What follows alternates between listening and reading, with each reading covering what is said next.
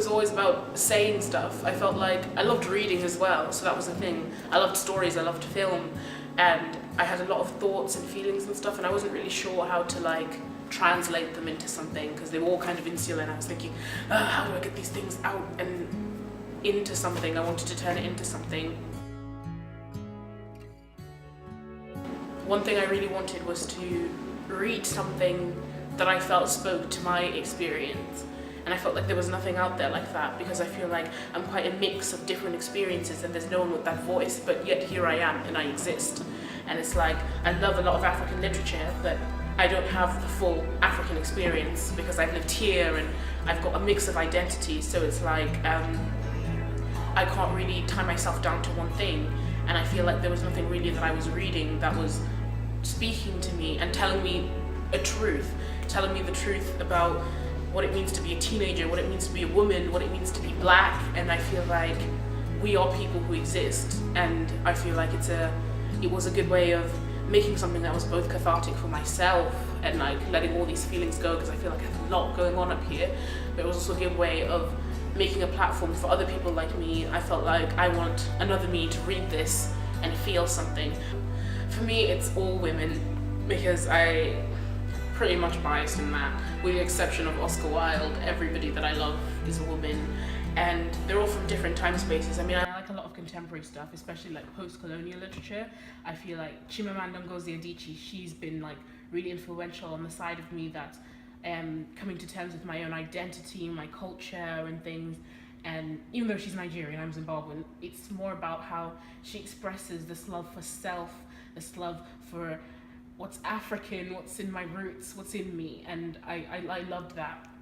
And I feel like she's a great example of just unapologetic womanhood and black womanhood, you know. And I think she kind of gave me my like feminist awakening, you know, and it was really good. I feel like she intersected feminism and race for me, and where I fit into all of that, and that was really good. So did Lena Dunham, and oh gosh, everybody, she's my problematic fave. But she, I don't know, whatever opinion you have on her, I think she has an uncanny ability to create magic. She tells a truth that is unafraid, a truth that is free, a truth that is just everything that I want to be in my writing. I think one of the biggest obstacles with starting the blog was starting the blog. I think that it's really difficult sometimes to organize all your thoughts and feelings, because obviously a blog is very much based on like personal stuff, what you're feeling. It's like publishing a diary, and it's like you can't really meet deadlines with feelings and experience. I mean, you kind of just have to take it as it is, which is why a lot of the time people will be like, Leo, when's your next blog post?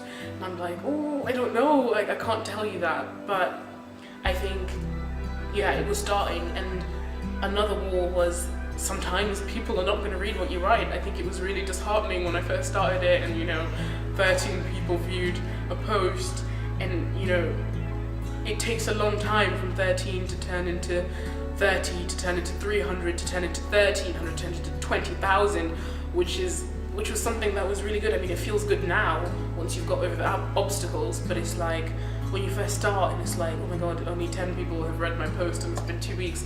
It's really heartbreaking, because you're feeling like I have something important to say and I have a lot to say and no one cares. But you just kind of have to be persistent. You have to work through that, because you have to think about why you're writing.